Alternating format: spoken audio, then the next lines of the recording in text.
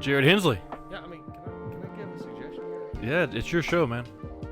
And I appreciate that. And even though, I mean, for the record, I mean, I know that this is the second time, technically speaking, that I've sat in the hot seat here. First time with Chat with Gunner. First time Chat with Gunner, which is, I mean, it's the varsity show, Mhm. okay?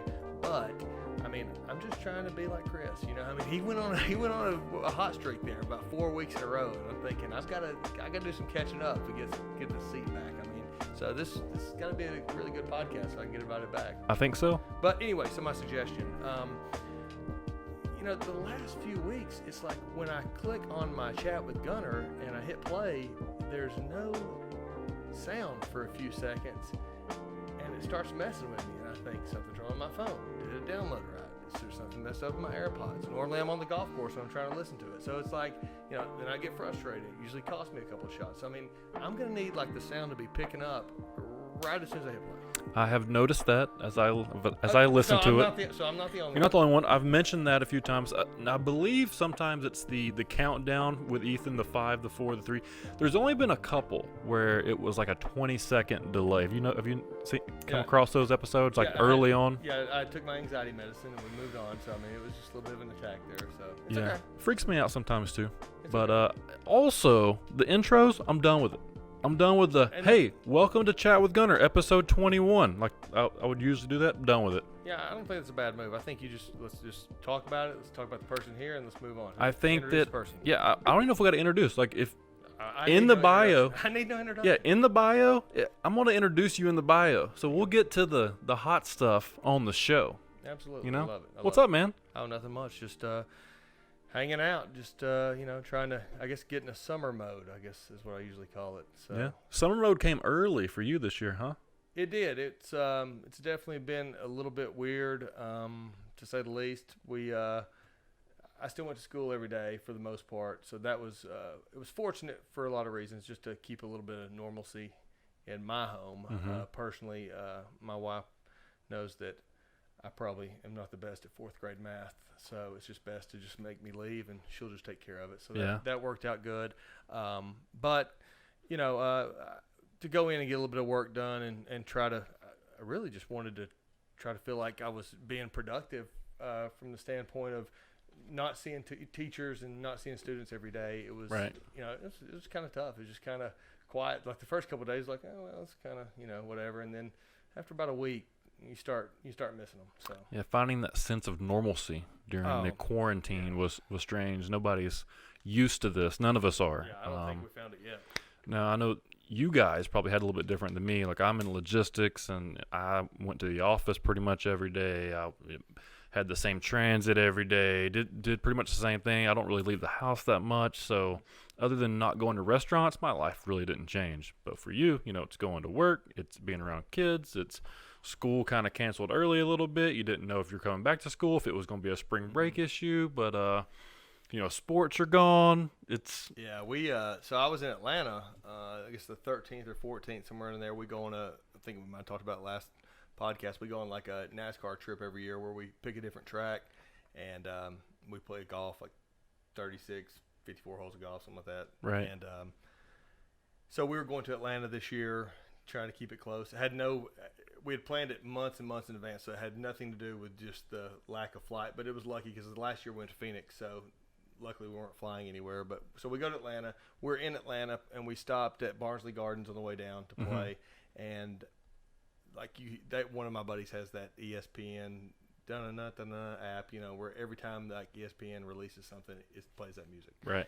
And so I hope I never hear that chime ever again in my life. Dun-dun-dun-dun-dun. That I mean, it's like flashbacks, because it's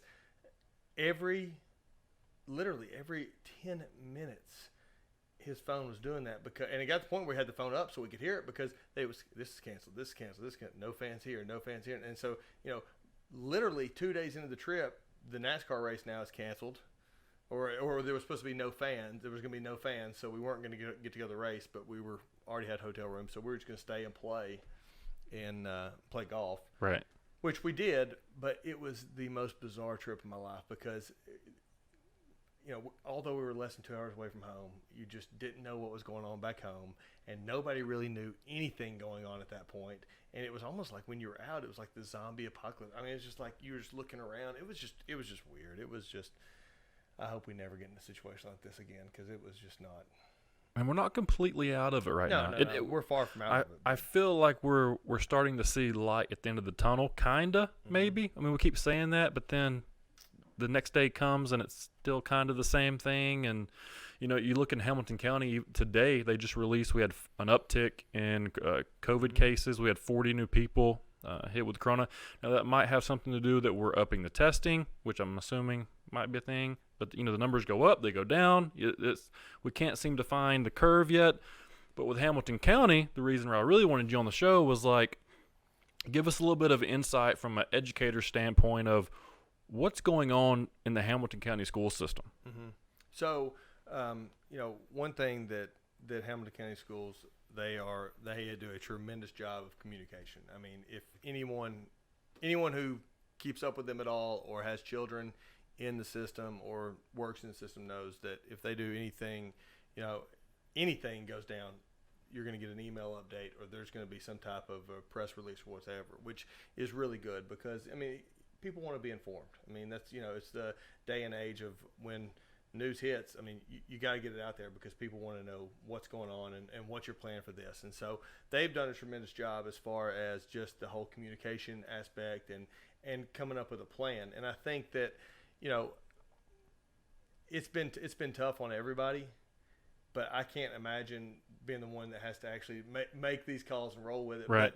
But I think that one thing I've learned about educators in general, especially teachers, and I can't speak for every school out there because I work at Soddy High School, but our teachers, you talk about just an awesome job. I mean, they just conform. That's what they do. I mean, they roll with it. There's always constant change in the classroom as far as, what the state mandates or what the requirements are or the use of technology. So they're used to change anyway. This obviously was a little bit extreme, but they just rolled with it and they stepped up to the plate, and it was really, really cool to see how hard everybody's worked. But from the top all the way down, I think that you look at just the way it's been handled. You really can't ask for any better because nobody's ever been in this situation before. I think right. that was the thing I've kind of stuck to. Some people can sit back and second guess, but I mean, how are you going to second guess? Because I mean, no one has ever done this before. It's not like the blizzard of '93 where a blizzard hits or a tornado or whatever, and it's not to mention that all happened in the midst of all this. But, yeah. A natural disaster. People have been through that before. And so you can kind of at least dial back and say, well, in this year we did this, and this is how we handled the 9-day break because, blah, blah, blah, we just made it up and this and that. No one's ever been in a situation like this. No one has ever had to have school virtually from home for the rest of the year. Yeah. And so, everybody did the best they could. And that was probably the coolest thing for me to see, was that how everybody was just all hands on deck and really let's get these kids through this the best we can and help them the best that we can. Right. So what's the plan moving forward? Do we know? Is there a Yeah, I mean, there's definitely we had an AD meeting today, and we can talk about that in a little bit because I know how important athletics are to you. But Dr. Johnson released he had a news conference last week.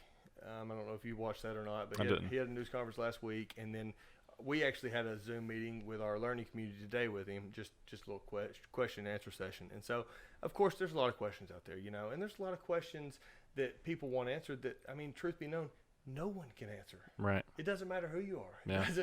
I mean, from the President of the United States on down, mm-hmm. people there's the unknown. And I think that, and that's probably everybody's biggest fear, obviously, is just the fact that you don't know. But, the plan right now is to start looking at what the CDC and the World Health Organization and all that, what their recommendations are, and obviously try to follow those guidelines to the best of our ability. I think school will look different in August. I think everybody knows that.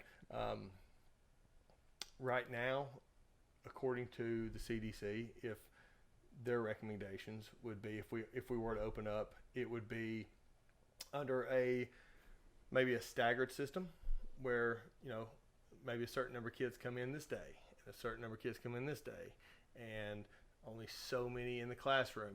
There's state laws as far as how many can be in the classroom anyway. Yeah. But it'd be A lot less. a lot less. Right. Could be 10, 9 students even with a teacher. Yeah. So, do we know exactly how it's going to look? Of course not.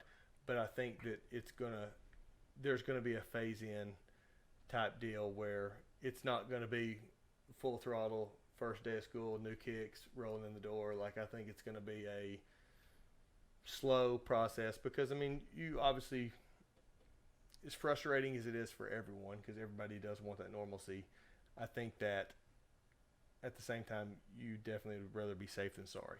Right. So, and I think it's good to lean towards being on the safe side and kind of wait a little bit and let the curve hit or whatever. And because let's be honest, there's going to be a school that if they was to open, one kid gets sick, one kid dies, and then it's another shutdown because of that one instance, even though that might be a rarity or whatever. Sure. And that's kind of what we're looking at, I guess, with college sports.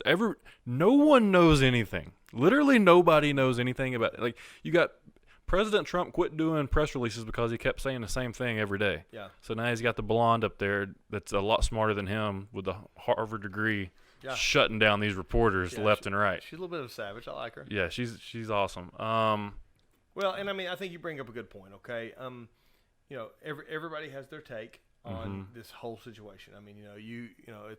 It could be this, or people think this, or people think that, or people think it's not a big deal. It's obviously real. No matter where you stand, it's a real thing. It's not some made up thing. It's a real, disease, obviously, and it can be life threatening. We obviously know that. So I think you bring up a good point when you think about just one kid.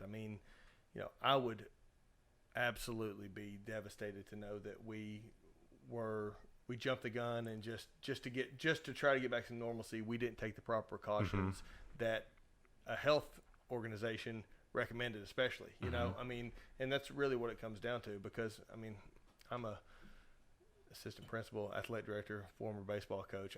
And a dad. And a dad. Yeah, I got 2 kids in the system. So obviously, and I think you got to look at too. I know that everybody always comes back with and facts are facts, but they come back with the fact that well kids aren't affected by this that much, and it's a very small percentage. Okay, and you're right.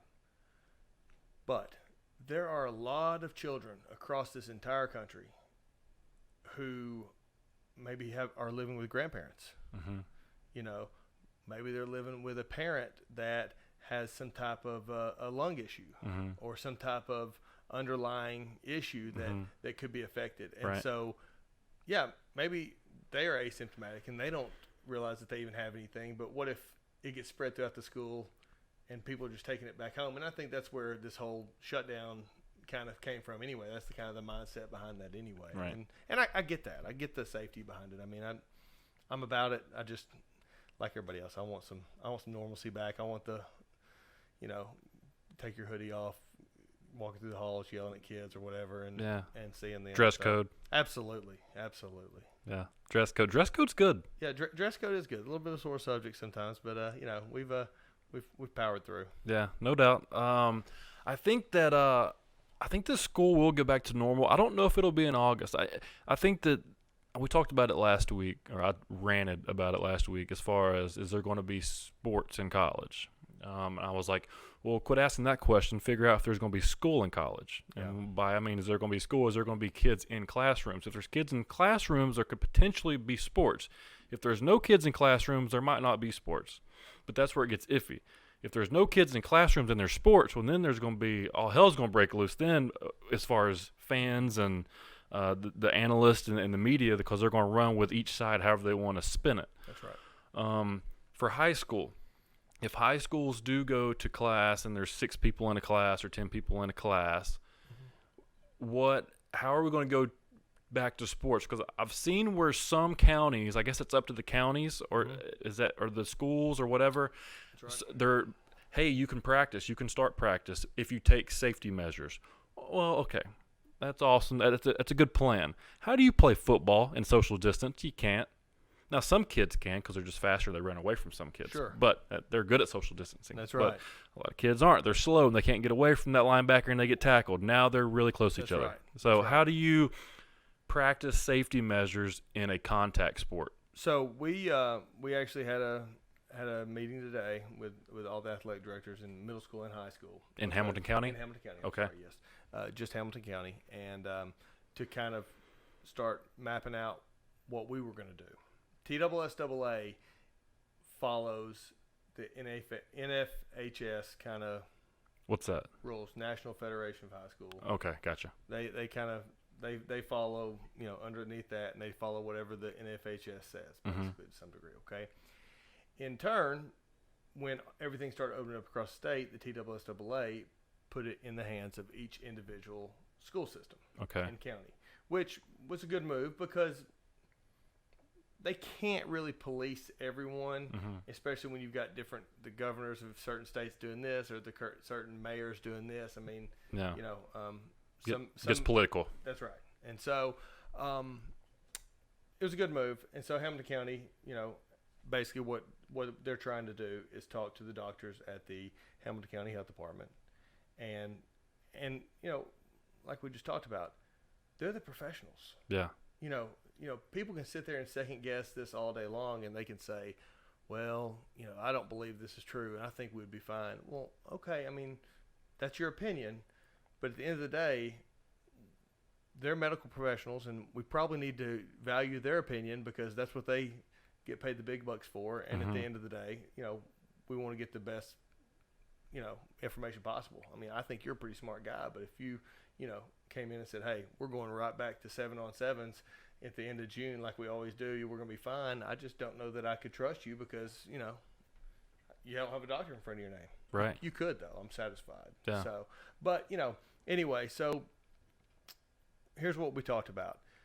We talked about following and I brought my notes just in case because this was all new for me, even though I've read it a few times before I got here because I know you don't want to talk about it. FYI, this is the first guest to bring notes to the show. So continue.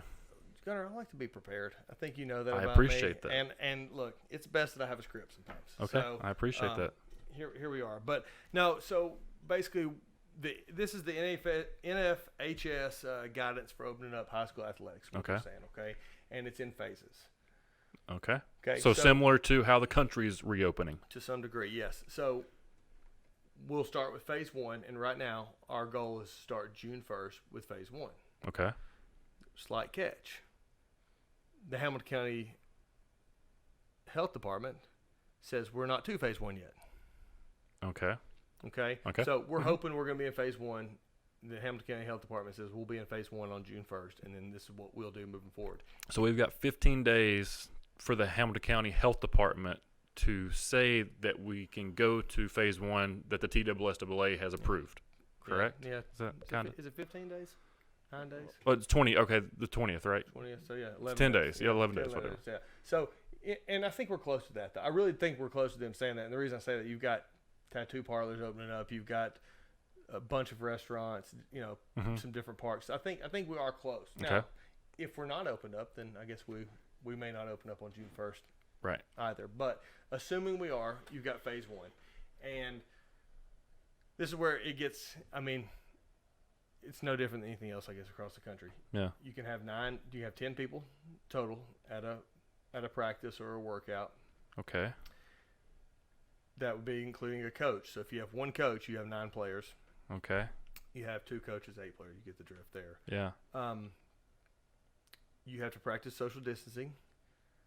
So if you lift, you can't have a spotter. You just have to use manageable weight or some type of body weight or calisthenics. I'm about to tear this apart. Go ahead. You have to get your temperature taken. Okay. When you get there. Mm-hmm. And then as far as like the contact and stuff, if we're, you can't throw a ball back and forth. So, I mean, you're pretty much, to some degree, I mean, I guess you could do some route running, different things. You could have a coach throwing BP to a hitter. You could have a coach throwing BP to a hitter. Because the bat. Because you got a bat and the coach could pick them up in the cage or whatever. You got one person touching. You know what I'm saying? Like you don't have Makes multiple sense. people. Absolutely.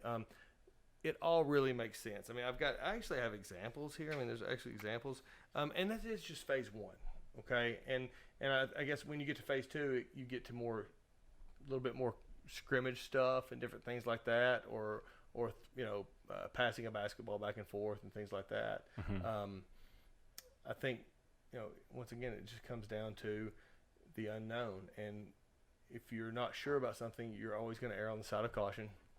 And I think that's kind of where the federation's at, and of course we fall under that. So with the phases, I know that the country is like, okay, so we're going to be in phase one. You got 15 days, and we'll reassess. We're either going to stay phase one or we're going to go phase two. Mm-hmm. Is that kind of how this works? As far as is there a 15-day window that you get to reassess to see if it's time for phase two, or is it just whenever? Like, could it be phase one today, phase two tomorrow? I don't think it could be phase two tomorrow. I do think, okay. I'm pretty sure that there is that 14 or 15-day window there. And like I said, we will be going, as far as moving on from phase to phase, we will be going off of whatever the health department says. Okay. If the health department, a week later, I mean, the time frame for things, if you've watched this whole thing play out, some places obviously it's still shut down, different things, but sometimes they say, okay, we're going to open this back up in 2 weeks. Well, a week later, it's like, okay, we're going to open up tomorrow. Like, yeah. I mean, it's, and I suppose if the health department was to come through and say, hey, we feel really good and we're going to be able to go to phase two, you guys can move to phase two, then, right. There we would be. One thing that you're probably aware of as well, we also have the dead period. Yeah. Is that in July or June? It's June and July. Last week in June, first week of July. Okay. So, it may be one of those deals where for the first, 2 or 3 weeks we're in phase one, and we come back from the dead period, we would be straight into phase two, which wouldn't be makes sense. It wouldn't be terrible, assuming that things keep, I guess, progressing positively. But I guess it's really up to the health department and the the officials that make the calls on as far as what phase we can and can't be in. And like I said, I mean, when you start looking at this stuff, I mean, there's I'm very happy for myself and our coaches that it is so laid out as far as what you can and can't do. There's not a lot of gray area here. I mean, it is black and white. There's no locker rooms open. Okay. There's no water fountains. You bring your own water bottle. Okay. Everybody's wearing a mask. Okay. So, there's a lot of things that is just boom, boom, boom. If you show up with a fever and, one thing that was brought up, and, sometimes kids don't have rides in the summer, and so they ride with their buddies to football workouts or whatever. None of that. So the guidelines say that they need to have their own ride, but, if for some reason I don't, now I come with you, and you have a fever, we're both going home. Okay. It's stuff like that. But I'm glad that it maps it out, because it really does make it cut and dry for the coaches and everyone involved to say, hey, look, here's the deal. Y'all knew this coming into it. You showed up with a fever, or you showed up without a mask. Like, sorry, bud, you can't. Yeah. You can't stay.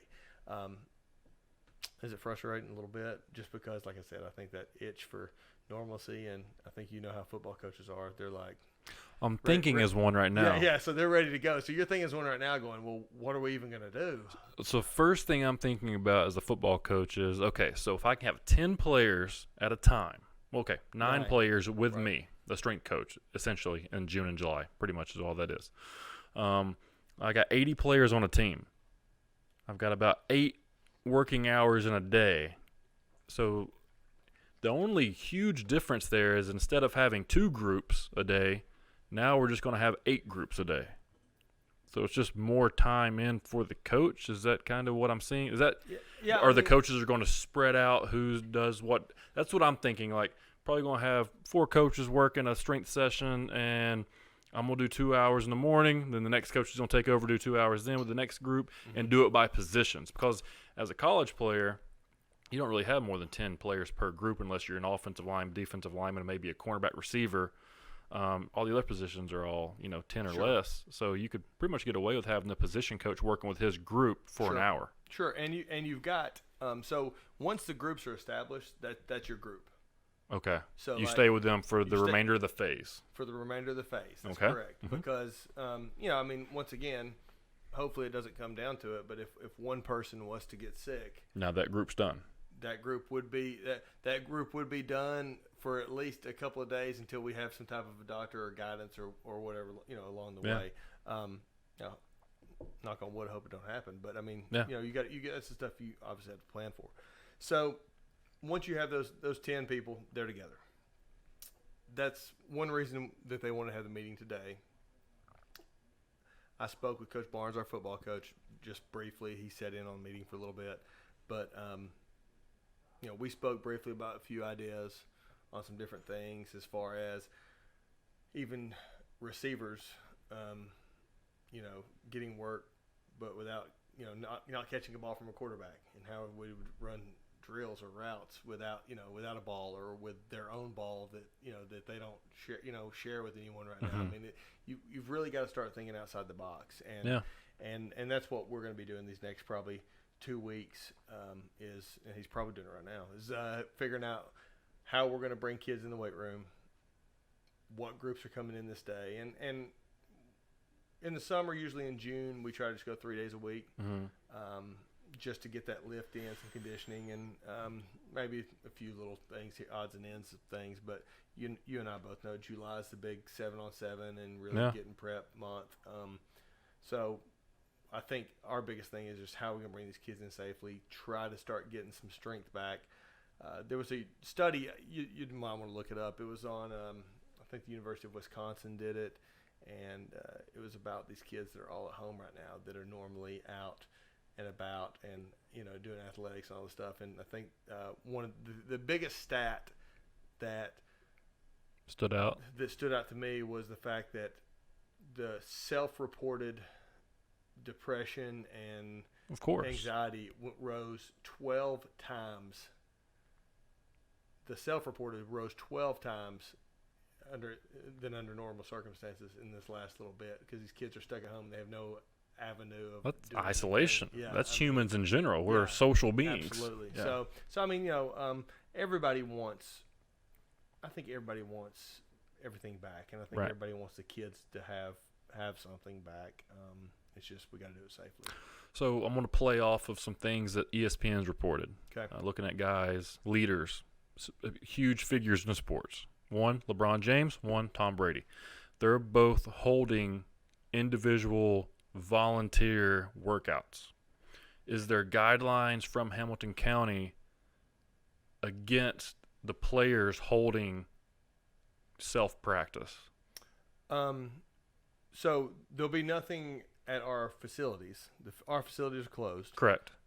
Now the tracks, hopefully there's supposed to be some signs up this week. Maybe they may have arrived today, but by the end of the week. So we're hoping that most of the tracks get opened back up for community use, because ours at Soddy Daisy is a huge community track, and I want people there. I want people on our campus walking and it's a great track. Enjoying. Yeah. You know all about that track, right? Yeah, I haven't been on it during this time, but it's a great track. Exactly. Before this time though, you were absolutely. on it. And so, so I'm hoping to get that open back up. But as far as summer baseball is concerned, I mean, you look at that. I mean, we just don't have any control over that. I mean, that's a separate entity within itself. So if kids are going to a gym for strength training, or kids are going to a summer baseball tournament or an AAU basketball tournament, that's on them and their parents. It won't be happening under our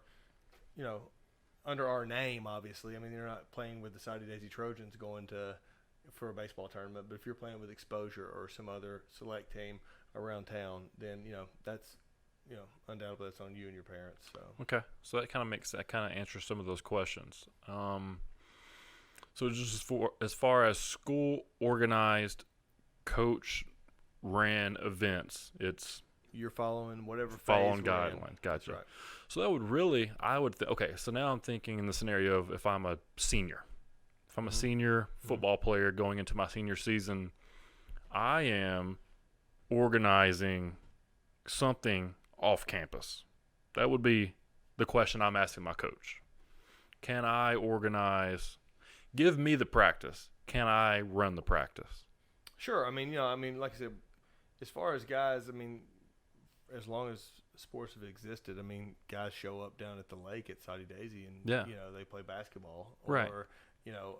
If it's during the dead period, I mean, they're going to play basketball. I mean, that's on them, So, I mean, right. if they choose to do that, I mean, that would be, completely up to them and their parents if they go to some public park and throw a football around or whatever. So I could, like I said, I could totally see.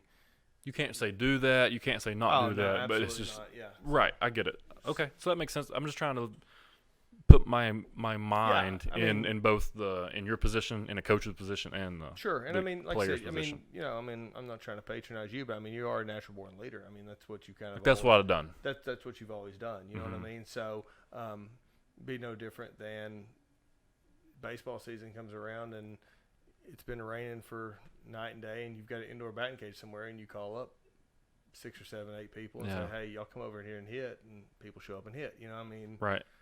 So, All right. So let's say we move to phase 2. Is there a blueprint?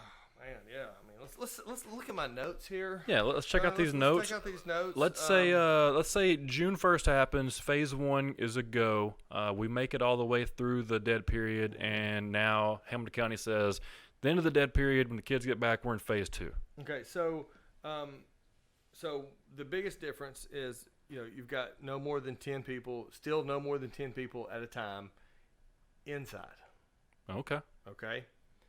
But up to 50 individuals may gather for outdoor workouts. Okay. So, I mean, that definitely opens up some different possibilities as far as 707s. Well, we're not sure about that yet. Okay, so because there's still a minimum distance. There's still social distancing going on in phase 2. Okay, so you can get offense and defense together, sure, separately.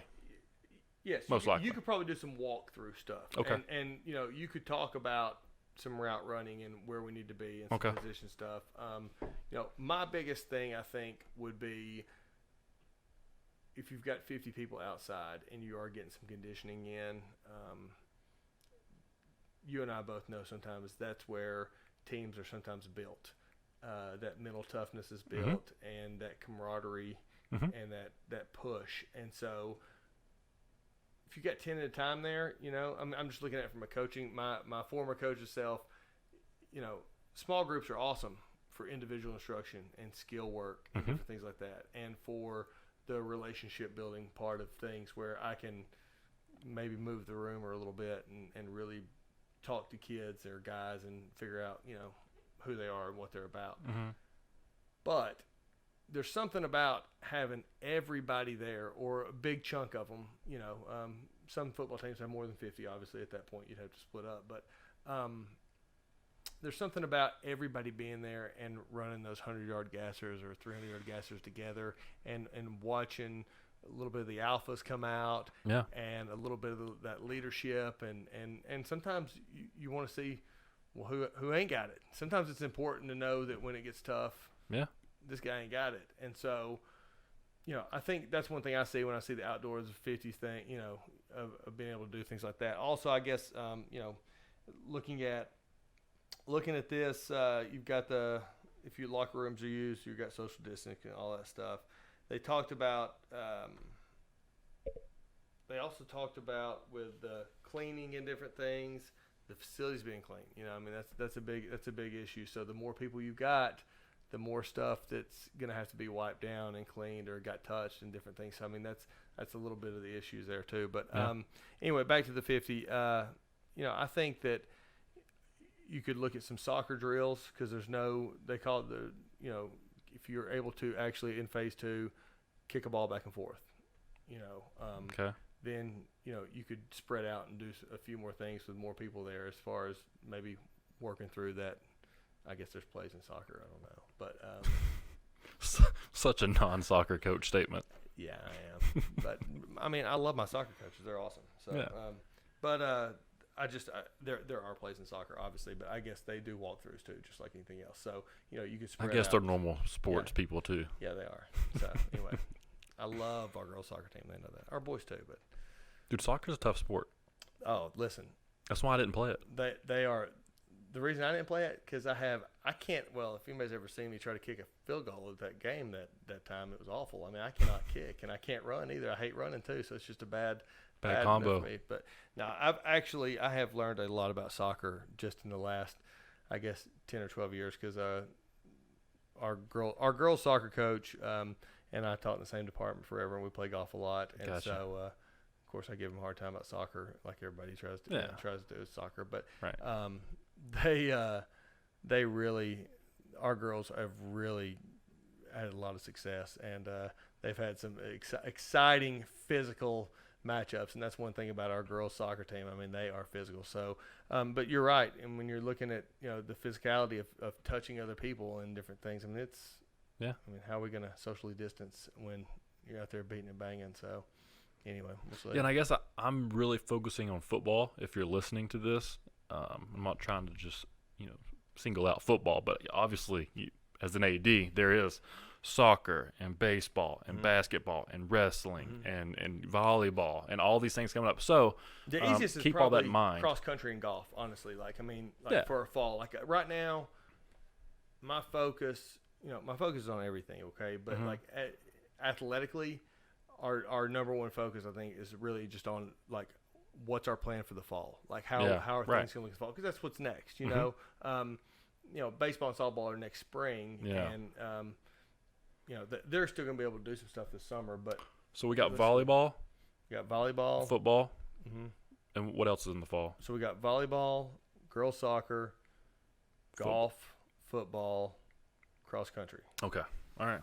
And and cheerleading. I mean, the thing about cheerleading is they'll start all summer. Yeah. They'll be because they'll start practicing obviously for Friday nights, but they also practice for a competition. We have a competition squad, and so they can't touch each other, throw each other, any of that stuff, right? Yeah, so. I mean, yeah. Okay. All right. So let's just say we come back from the dead period in July. We go to phase 2. 1 month goes by. School's about to start in early August? Or is that when camp would start, I'm assuming, football camp, early August? Well, football camp, I mean, really and truly is more mid-July now. I mean, because our first game will be somewhere mid-August. So, Okay, so I'm thinking college. I need to college, think backwards. Yeah, you need to go backwards just a little bit. I mean, you got to think high school, usually week 3 is that first week of college football. I mean, we'll have 2 weeks under our belt. Okay, so 15 days go by, phase 2, everything's a go. Everything's trending in the right direction. Phase 3, is there a phase 3? There is a phase 3. There is definitely a phase 3, and we didn't even get there. Well, that's fine. It's basically it's gathering size of 50 individuals, indoors or outdoors, and when not directly participating in practices or contests, care should be taken, to try to keep your distance or whatever. But I mean, it's really moderate risk sports practices and competitions may begin. So I mean, and by moderate risk, you're talking about really things like volleyball and cross country, and things like golf. That. So you're still not really including football. So what phase does we get to run power right and a linebacker smack a fullback in the mouth and then sack the quarter and then hit the running back for a tackle for loss? What phase is that? I don't know that phase is on here per se. I think that once again, I think that what the NFHS is trying to do is kind of give some guidelines to where we can get to, and then they'll change course along the way if we're able to. Right. I mean, I guess that's kind of my hope. My hope is that like phase 1 goes Gotta be good. hopeful. Yeah, absolutely. And then next thing you know, we're in phase 2, and then everything's really going well, and it's an expedited process. I guess, people start thinking about phase 1, phase 2, phase 3, and you start thinking like, well, phase 1 lasts a month, and then this lasts a month, and phase 3 lasts a month, and what's after that? Do we go straight into full contact? No one knows, but I'm just hoping that each phase maybe is a little bit more expedited. Yeah, I hope so too, because I mean, even with I believe it's the I believe it's TWSAA, like football per se. Beginning of camp, day 1, helmets, adjustment periods. Day 2 or whatever, or day 3 you might be in shells. Day 5 you might be in full pads. So there's even an adjustment period there prior to any of this even happening. There are, and I mean, and there's a lot. I think that the TWSAA and the NFHS and everybody has done a really good job as far as of course, I mean, concussions are always a big thing, but the heat and factor, the heat, and so that's why there's that adjustment time. You can't, they used to go out there and just throw on the pads and the helmet and let's salt go tablets, day 1, no water. We're just trying to have waters for the week, and so, but now there's so many guidelines. I mean, we've got our trainers and everybody will be out there with heat index monitors, and if it gets to a certain, just a certain heat index, we're shutting it down. Well, I know when I was in high school, it was the first time that it happened in Hamilton County where we had to push camp back, or we had to start practice at like 8 p.m. because it was so hot. And now that's happened a few times since then. Yeah. Even when I was in college, it was you can start practice at 6 a.m. to 10, or you can have practice at 7 p.m. to 9 or something like that. And we did both because Huseman was a Nazi. But, he just wanted to take advantage of whatever the rules were, which any coach is going to. Every coach is going to, and that's and that doesn't make them, like you said, a dictator or a tyrant or anything like that. But it's just everybody's just trying to find their edge, and I think that's. I guess the good news behind this is if everybody's really trying to adhere to this, it levels out the playing field to some degree, and everybody's not just going rogue or doing their own thing. Yeah. And I don't, if I was in charge of just a one school system or this school system, whatever, I would definitely just follow these guidelines. Why would you not? You can't be the guy who's like, well, we're not doing that, and then all of a sudden, like you said, somebody gets it, and I mean, it could affect your whole team. I mean, if your whole team was to get it, and it was to, it could definitely affect everything, and I would definitely not want to be responsible for that. I mean, it's the way I kind of look at things. Yeah, it is. This is going to be.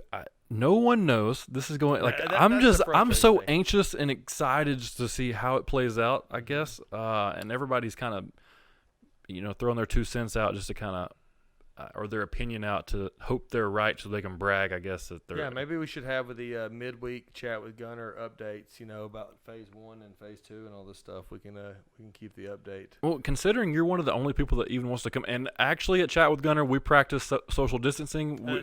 We are at least 6 feet apart right here. It looks like we're a lot closer on the YouTube channel, but if you're listening to us, we are 6 feet apart. We're, absolutely. We're more than 6 feet. Probably. Yeah, we practice the social distancing here. So I didn't wear my mask though, but I did make sure that everything was disinfected beforehand. Yeah. And this is not the Joe Rogan show. I don't have the luxury of testing people, but well, listen, I can assure you this: unless you could like test through like maybe doing the throat thing, the nose thing, I'm out. So yeah. I don't think I could have that done. I've watched those videos and not me. It weirds me out. Well, my nose is all messed up from breaking it in sports, and like one of my nostrils is kind of like shut down anyway. So it like could be a real issue. If I get sick and my right nostril gets like a little inflammation and like it stops up, I can't breathe in general. So it is what it is. Because my left one sucks. So I guess we'll just see kind of how this all plays out. As a fan. I want you to talk as a fan at this point. What are the odds of there being, I'm going to say football, high school football in August? Wow, the odds. Right now, I'm going to say 50-50. That's a good answer. And it's not because I'm trying to be a total fence rider here. I just think that school is going to look different. Okay. And I think you touched on that.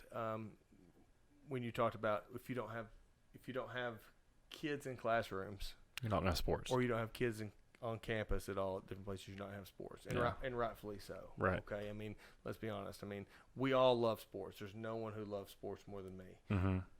But at the same time, I love straight A's too. So when my kids come home, I'm looking for straight A's. So we're here to get an education. And so you can't start putting those things above, academics. with that being said, we'll play football. Okay, Okay. it'll get played. I can assure you that. And I think we'll play all the other sports too. Mm-hmm. But I think, high school in a lot of ways is somewhat similar to college. A lot of times you shut down a football season in college, That's billions of dollars of revenue overall. it's going to affect everything. Yeah. And I look at you look at like Alabama.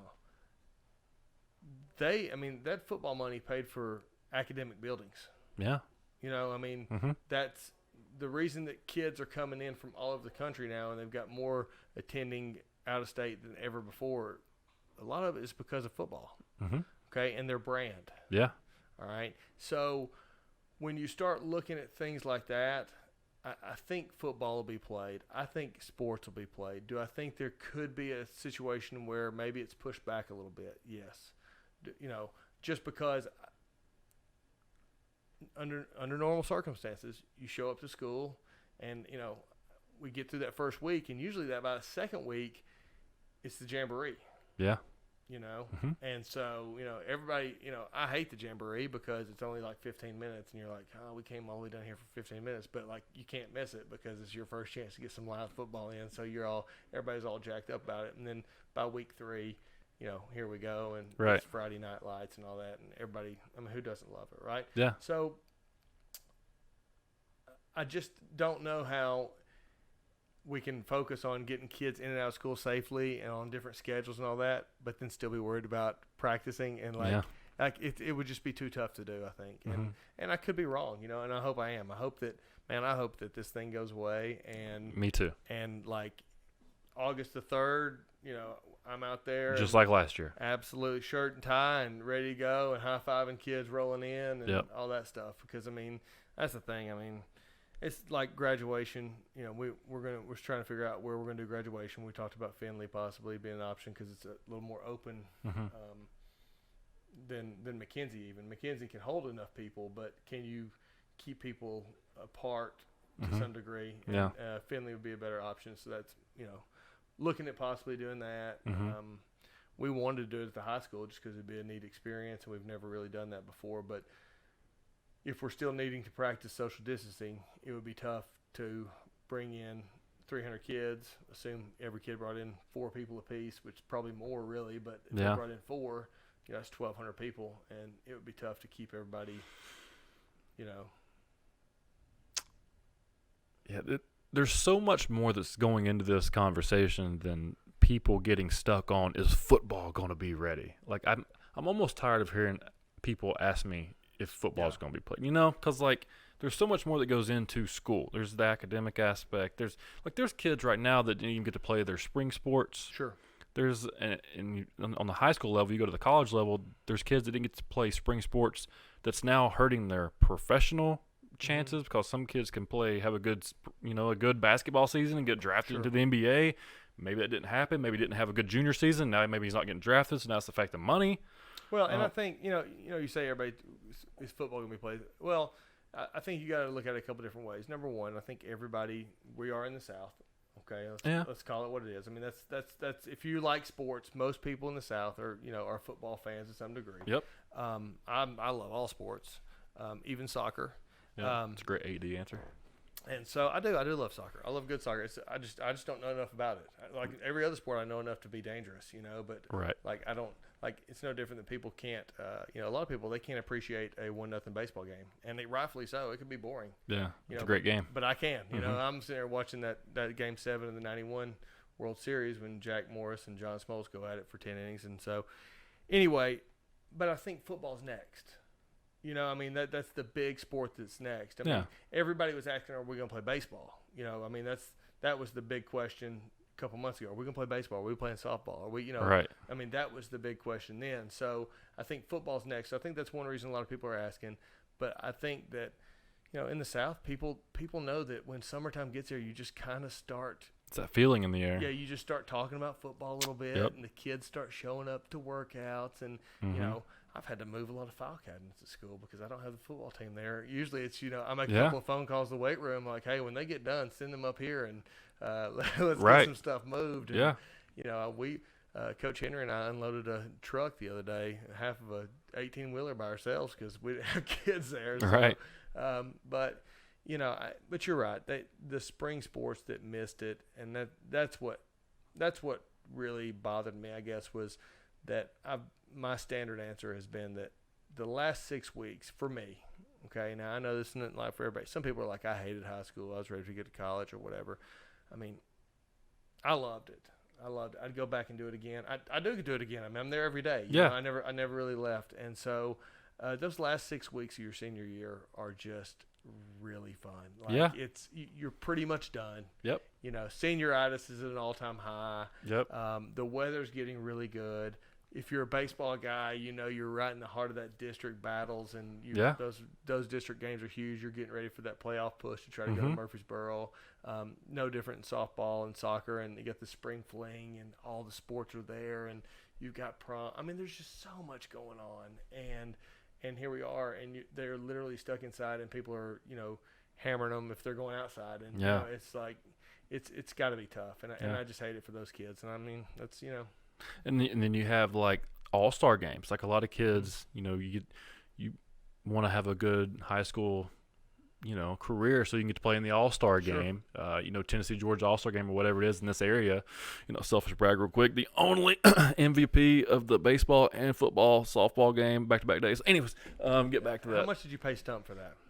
I didn't have to pay Stump for any of that. Stump, unfortunately, can't say anything against that right now. So, but we can call Regal Rob though. No, I think he likes me enough that he wouldn't say anything about it either. Right. Yeah, he likes me too, though. We're boys. I don't know how. I don't know how that even happened. Literally, MVP of the baseball game for the Tennessee team. We got beat by Georgia that year, but I hit one off the wall at Lookout Stadium, and then went like 2 for 4 in that game. Anyways, what would that have been? That would have been 09. That would have been 09. It was June 09. We played like a Monday and a Tuesday. Yep. It would have been 09. I'll tell you what, I was there. Okay, I was there. The head coach of that game was it wasn't Garland, was it? I feel like it was Garland. It was Garland. Because he didn't even coach a team. Because that was my first year at Soddy Daisy, and he didn't even have a gig that year. I feel like he might have coached that team, or might have at least been there. It was funny because there was this baseball select team that I played for. It was the Tornadoes, and then it became the Chattanooga Baseball Club. That's right. Which I guess is kind of CBC, which is then kind of came into what's the new one? Exposure. Kind of Exposure. Kind of some of those. I guess. Yeah. Anyways. Garland kind of all those guys. So we were the Chattanooga Baseball Club, and every guy that was on that team signed a baseball scholarship. Except you. I signed football scholarship. Yep. Yeah. So I didn't play select ball that summer. I was already at UTC working out. So all the other guys were playing baseball from, I guess it was May, June, up until the thing. I hadn't – I played at East Ridge. So, like, we got knocked out of the district. We didn't make it to the district, I don't think. Like, we were knocked out early. Of all the guys that were playing, I was the last one that touched a bat. My last bat was a strikeout at, like, it's either Grundy or Bledsoe, one of those stupid county schools. Well, you can't say that. I can say that. Whoever I play. Anyways, doesn't matter. So then we go to the batting cages at the Lookout Stadium. It was, if it was Garland, maybe a pitching machine. I don't know what it was. I didn't hit, I missed the first 10 balls I swung at. And I was like, oh my God, this is embarrassing. And I was like, okay, anyways, I haven't caught any. The pitcher was the guy that went to MTSU, Hunter Atkins. Yeah, that was the pitcher for our team. So he's throwing. Walden probably were on that team. He was, but I didn't have to catch Walden. And they both threw very similar far as his speed. And catching, you don't want to catch somebody throwing low 90s if you hadn't caught in a couple months, right? So I'm like, I'm not gonna have to catch. I'll probably DH or something, So I start the game as the catcher, and whatever. And then I hit one off the wall and had a couple RBIs and MVP of the game. Yeah, and then guess what? Next day, let's play some football. Maybe we played football the day before. Anyways, led the team with tackles, won the game. MVP. I'm just saying. I would expect nothing less out of it. Defensive MVP. Why are you offensive MVP. Why are you not in the East Ridge Hall of Fame? Why are we talking about that yet? I want to also talk about why my sister's not in. Well, I guess she is. but her jersey's not retired. That's a whole sensitive subject. Okay, maybe I shouldn't have brought that up. No, let's talk about it. Because, see, I wanted to have you on the show, talk Hamilton County. Then we want to talk about some random things because, I mean, you kind of, Absolutely. you know, we just like to talk every now and then a lot. And we like to hear ourselves talk. So let's talk about Eastridge and the Hall of Fame. Coach Bradford has his jersey. E.J. Bradford has his jersey retired. Number 3. I wore number 3 the day he got his jersey retired at Eastridge. So that's a thing. Charles White got his jersey retired. One of the best running backs to ever come through Chattanooga, right? Okay. So I'm cool with Charles White. Coach Bradford, I'm not cool with it because I got to wear his jersey, number 3. You know, the rumor is, and the stories are, I know you get better as you get older, Sure. that he went to the University of Georgia, okay, played football. But then he ended up going to Georgia Military College and then transferred to UTC, never really played. I know that because he played with my brother-in-law. I'm spilling a bunch of beans here. Might be hurting some feelings. I don't really care because it's about to get to a sensitive spot. 4-year starter at Eastridge High School. I'm not saying I was great. I'm not saying I was terrible. What'd you start? Scholarship. I don't remember who got a scholarship prior to me getting a scholarship at UTC. Since then, we've had a kid go to Wofford who's had a shot with the Titans. Like, there's been some kids since me, but not prior to me. I don't remember a guy going to college on scholarship. So I thought that was kind of a big deal. All right. And 2-sport athlete. 2-sport athlete. Okay, I'm not even talking about baseball. I was better at baseball than I was at football, so that's a whole different subject. But go to UTC, also a 4-year starter at UTC. Freshman all-conference, a couple broken necks later, regardless, team captain, Southern Conference champion. All right? Graduated both, okay? So I'm not going to say that I should be in the Hall of Fame. I mean, I'll say it. You probably should be. But at least don't let anyone wear number 11, okay? That's all I'm saying. I don't care if I'm in the Hall of Fame. I don't care about that. I didn't have a Hall of Fame high school career. You just want your number. I paved the path, and I don't think anybody should be able to wear my number. You know what I'm saying? Or maybe the captain should be able to wear your number. Or yeah, you know, I wore the last retired jersey. Maybe like each year the best player gets to wear number 11. You know, I'm not saying it's a big deal. Coach James, I'm not going to throw anybody under the bus. Coach James was on my Zoom call today. He's got the notes. Yeah, he'll get that. So, yes, maybe I'll talk to him, get him on the show. We'll talk about it. But then let's talk about my sister. Now, I can brag about me all I want. I'll brag about my sister all day. My sister, the first ever softball player in the UTC Hall of Fame. Okay? Let's talk about that. The first SoCon champion at UTC. Okay? The first MVP of the SoCon in the SoCon. Okay? That's my sister. And so she's not in the Eastridge Hall of Fame? She recently, very recently, which is ridiculous. Jersey's not retired at Eastridge. That don't make any sense. Whose jerseys are retired at Eastridge? Meredith Haskew and Laura Brock. Excuse me, ladies, but you did nothing in college. I know they don't listen to the show. So you didn't do anything in college. Miss, what's the Eastridge AD? Forever? Neely. Yeah, Coach Neely, she was my sister's coach. Okay? I don't know if there was a little beef there. I don't know what the problem was. Obviously, she had good careers in volleyball, basketball, and softball because she went to UTC and the whole deal. But Meredith Haskew and Laura Brock's jerseys get retired the next year after they graduate high school. So I'm confused. They had terrible college careers. They're not college Hall of Famers. They're not college MVPs. Not college anythings. My sister. I mean, part of me's glad I brought this up. Yeah, this is a a passionate subject. Yeah, this is gonna get me in some trouble. So, but not me. But yeah, my sister should not only be in the Eastridge Hall of Fame, the UTC Hall of Fame. She should probably be in the SoCon Hall of Fame, and she's also in the Chattanooga Area Sports Hall of Fame. She's in that for sure, or she will be when it gets to a certain age or something. But yeah, her jersey should be retired. Like, you shouldn't be able to wear at Eastridge High School 911. You shouldn't be able to wear those numbers. Okay, 9 and 11. All right. I'm a big fan of or we should call 911, and we should report this to the city of. I love the passionate. I mean, I love how passionate you are about this, and you've thought about this before. This isn't just off the cuff. Yeah, and listen, let's go to baseball.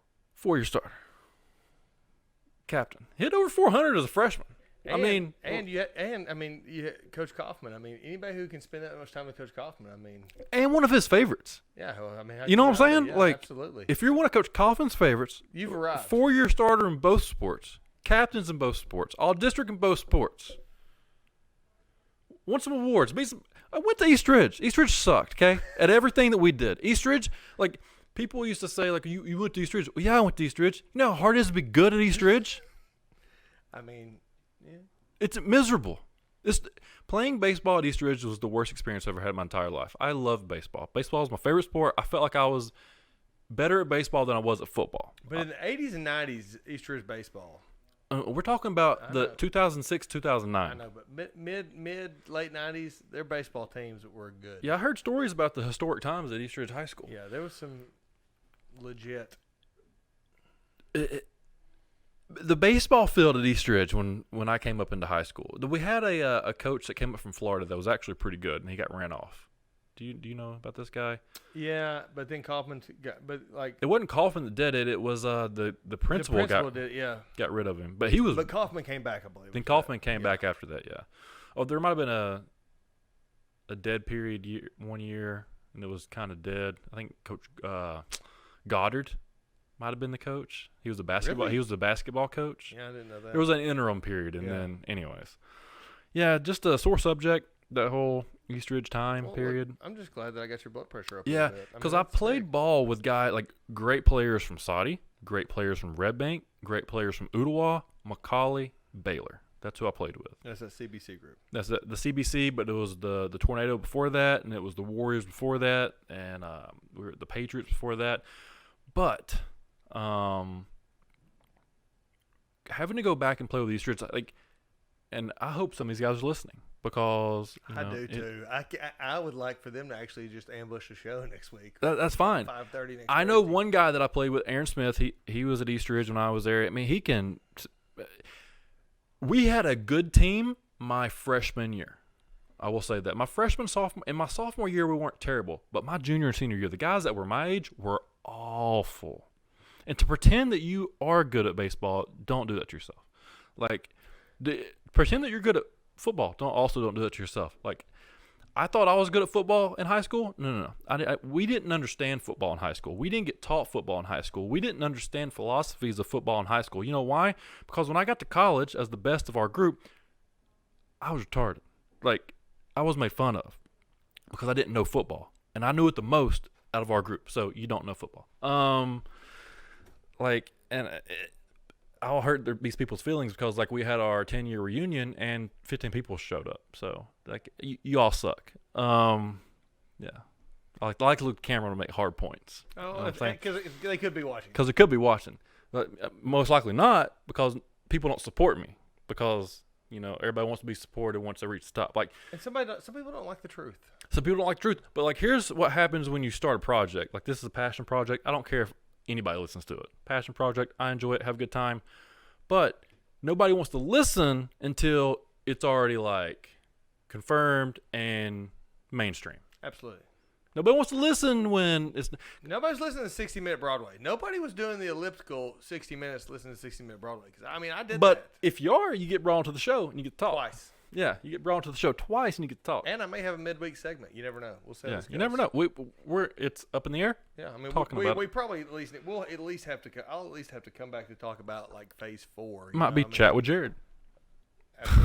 Listen, maybe I should hijack the show one time. Maybe we could take that J Blue Jays logo. I've thought about this. Okay. We just do the J and chat with Jared, type deal. And instead of the C, you have a J. We'll do Soddy colors, which kind of is. Soddy Daisy, that's a little bit of sore subject. I can't say Soddy. That's right. You're either from Soddy, you're from Daisy, or you're nobody. All those jokes about Soddy. Well, yeah. So, there used to be Soddy and Daisy. That's why the Soddy Daisy Middle School are a history lesson for everyone. Hard point. Look at the camera. Yeah, hard points go to the camera. So, there used to be, you got Daisy over here, Soddy over here. So they used to be hate each other, and that's why the Soddy Daisy Middle School are called the Twins, because it was the Twin City. So that's why they're not the Trojans; they're the Twins, and there's the Trojan logo. Anyway, they combined it. It's Soddy Daisy. So when people just say, "Hey, let's go to Soddy," because Soddy's first, it's I get it. Have I ever done it? Yes, I've been guilty of it. It's just easy. Head up Soddy, whatever. But people who are from Daisy, sometimes take offense to that because.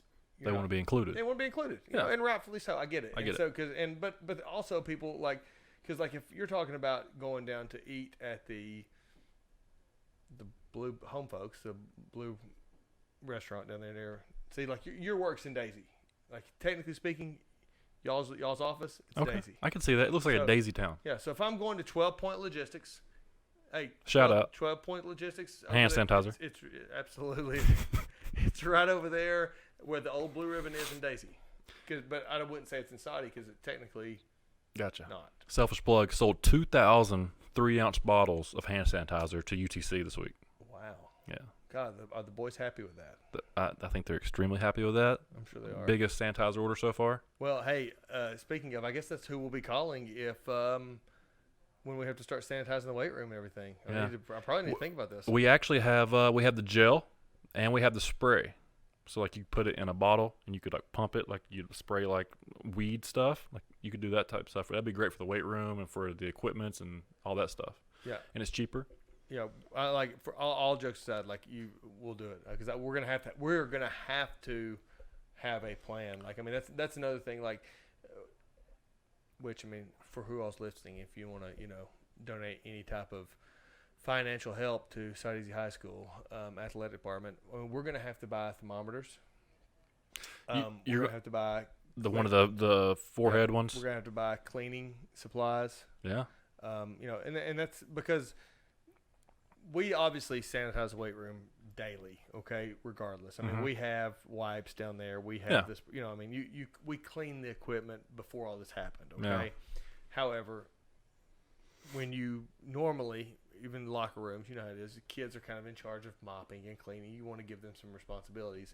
And now, it'll probably be more adults just because you want to make sure that it gets Done right. done correctly, and an emphasis on everything getting clean. But I mean, we're going to have some cleaning supplies, and so I think Hamilton County is working on some things to try to help us out. But if anybody out there wants to help us out, That's good. We'll be there. Yeah, and right now the hardest thing to kind of get your hands on are cleaning supplies. Yeah. That type stuff. So yeah, it's definitely different. You go to Walmart and the cleaning supplies aren't all there. So dude. So, never in my life did I think, you know what, I'm going to try to sell hand sanitizer because it's about 60 times more than gas. I know. Bro. It's insane. It's ridiculous. It is insane. And it's almost like having like a drug. Mm-hmm. It's like, hey man, like I'm emailing these people. I'm a logistics company. I'm like, hey man, guess what, bro? I got some of that sanitizer. Oh yeah. And you want to listen to it. And it's like, oh, you're the main guy at Petco and you want to talk to me about some hand sanitizer? I'll send you some. Oh, you're the main guy at Target and you want to talk to me about some hand sanitizer? Yeah, we put your logo on the bottle. Absolutely. The people I'm talking to right now is ridiculous. Oh, you're the main purchaser at the University of Chattanooga? I'll talk to you. What's up? Let's do it. That is awesome. It's pretty cool. Yeah, it's real cool. Building some great connections. Well, and you never know, they may need to move some stuff. That's the key. You get in there with the sanitizer, you become a vendor, and it's like, hey man, I hooked you up when it was crazy time. When the apocalypse was happening, I was sanitizing you. Absolutely. Why don't you throw some bread my way and let me move some trucks? Absolutely. You know what I'm saying? I got some trucks for you. Yeah, 12 Point Logistics. We can do it for you. Oh, you need some sanitizer in a truck? Let me do both. You know what I'm saying? Double dip. That's how I talk to them too. Let me do both. I would expect nothing less. That's Yeah. little Easter eggs coming out there. Oh, for sure. I'm hustling. That's mid 2000s talk. That's that mid 2000s talk. You know what I'm Yeah, saying? that's it right there. Yeah, That's like it. right there. That's A little it. low right there. You know what I'm saying? I don't know if everybody can hear it like that, but that's how I talk to these customers. You know what I'm saying? Yeah, I hope you don't do that. I bet they just got, if you're a female and you just got excited, just calm down. You know, Okay. are the main people at Target females? No. So if you look up the target audience from I have a Buzzsprout, so that's how all this stuff comes out. It gives me a breakdown of like target audience. It's like 99.999999999% Caucasian male. So you don't talk to them like that? No, I still talk to them like that. and they keep coming back. Do you practice on Josh Massey at work before you give it? Josh will ask me like, who you got coming in this week? And I'm like, He was supposed to be there. We had plenty of room in here. I know. What do you have to do tonight? Be a Keep his dad? kids. Oh my Be God. a I mean, dad? seriously. Okay, so let's grow up and come play. All right, I mean, seriously. I mean, Yeah. first of all, can they not sit on the couch and play with an iPad? right? Okay, technology. Come on now. I mean, seriously. Yeah, he can barely work his phone. I almost brought my kids. I mean, actually, my kids were very, very jealous. I was coming to be on a podcast. Oh yeah. Oh, they were so well. The little one, he was too busy fixing to crank up Fortnite, I'm sure. But Kale, my oldest one, he's like, "What? You're going to be on a podcast?" I'm like, "Yeah, it's Gunner's podcast." He's like, "Really?" I go, "Yeah." He goes, "Is it on TV?" I said, "Can be YouTube. Probably it'll be on YouTube. Probably look me up." He's like, "Man, that's really cool." I was like, "Kale, what do you expect, buddy? I mean, I'm your dad. I'm a pretty big deal. Yeah. I mean, come on, right? I mean, AD, yeah. dad. Let's go. Yeah, come on. You know, come on now. Absolutely. Now our golf game's got a little better than this time. I will say that. I bet you spend a lot of time playing golf. We've played a lot of golf because I know it got shut down a little bit because you were coming by the office. Got shut down. Yeah, when I started coming by the office, hang out with y'all, you knew there was some issues. Yeah, it's like, why is Jared here? Why is he showing up? It's not raining, and it's so he can't go to school, can't go to the golf, can't. He's not gonna stay home, so let's just get out of here. Came down there. So we played quite a bit. So he plays in a bunch of tournaments around the state. So they didn't get canceled. I got something for you. All right, yeah. I forgot all about you. I don't even know why I haven't hit you up about this. I love it already. Okay, so it's a sad story. I'm gonna go ahead and tell it. Is this gonna cost me any money? You know what? It might not. It costs you a little bit of money, but it's for a good cause, and you're gonna know why. Okay. So, and I'm gonna have a complete show dedicated to this coming up here pretty soon. But on June 17th, we're having a memorial golf tournament. Okay. So one of my buddies, good buddies, teammates, roommates, passed away a few weeks ago, and his name's Adam Miller at UTC. Yep. He married a Side Daisy girl. Yeah. So he passed away, and we're going to do a golf tournament for his family. All proceeds go to his wife and the kids. Absolutely. And we're doing it at Knob North, I believe. Yeah. It's in Dalton or Northwest Whitfield, that area. Yeah, it's right down the road. So it's sold out right now. Like we had 44. We were going to do half teams, so it's 22 teams. That's a half day. That went by quick. Now we got 44 teams already signed up to play, but it's pay day of, and I have a couple teams, so there's a slot open. I'm in. I forgot all about that. I got a ringer. Honestly, I got a ringer now, boys. Yeah, I wouldn't know about that. You bring Kale, my kid, along. He's better than I am, but I really wish I would have known about that though. We could have got some teams. Of course, I guess you don't need any, but. I'm sure there'll be some. We're doing a waiting list right now. So there's like I think it's Adam Memorial Golf Tournament at gmail.com. You can go to my Facebook and find all the information. But that's how we're doing it. There's a waiting list. I'm sure there's going to be some teams fall out because it's pay day of. Let's be honest. People are, procrastinators. But we've got a lot of sponsorships. We've got the golf course is helping out tremendously. And, the city of East Ridge is going to jump in it. Bass Pro Shops donating some things. A bunch of restaurants are donating some things. We're going to have a silent auction out there as well. Gift bags for everybody. Footballs for everybody with Adam's name on it and stuff. Some hand sanitizer for everybody. 12-point logistics on there. Advertising if you want any more, hit me up. And then, all kinds of different things. But it's good cause going to his family. All absolutely. The proceeds. And... there's a GoFundMe right now as well for it, and I believe it's already raised over $31,000. That's great. That's happening. His brother Dean is putting that together. So, good cause. I'm gonna have Sinjin Heron, who played with me, one of my best buddies, and captain of the Mocs, and Jacob Huseman, quarterback. Everybody knows Jacob, his dad Russ, and another captain, one of my great buddies. They're gonna both come onto the show the week before or 2 weeks before, and kind of talk about the whole thing, kind of do a memorial show for Adam, tell some old stories, put him in a positive light. Yeah, awesome. So if you want to play, I might have a spot for you. Might have to pay a little bit, but I got a spot for you. That's fine. You let me know, and I'm in. If I can do it, I'm definitely in. Like I said, give me that information, because if you have some people not show up or back out, I can probably put together a team. I can definitely put together a team or two. So especially, like I said, it's going for a good cause. It's awesome. Maybe put together a team, be on standby, and I'll holler at you the week. I want to know. I want to know about Scott Brinks. Though. Is he going to be on the show at any point? He would be. Scott Brinks would have already been on the show a year ago when this thing started. However, he's in Richmond now. I know. Because he's a trader. He's in Richmond. Well, so his kids, went Side Daisy. So. I know. See, I'm such a Scott Brinks guy. I heard you. You put him over a couple weeks ago on the podcast. Yeah, I'm such a Scott Brinks guy that he was so busy one day. Maybe for his kid's 8th grade senior or 8th grade whatever game. What would you call it? What would you call that? Your last 8th grade baseball game. What's that called? I mean, I guess it'd be like 8th grade night or something. Yeah, whatever that is. The 8th grade appreciation, whatever. He's so busy that he couldn't make it because he probably had all these obligations with UTC, which I'm sure probably a big deal. That I had to go be daddy. I had to go be daddy at was it Soddy or Loftus? Can't remember where he was at. Is it Loftus? So Yeah. they went to Loftus, yeah. Yeah. So I had to go be daddy. Pretty sure they went to Loftus, and then Kylie was with us all 4 years, and then Cole was there just a couple years. Cole was just there 1 year, I think. So, but great opportunity. They took care of him at Richmond, and I'm happy they took care of him, and I'm glad he went. He's got a great facility up there. I wish I talked to him more.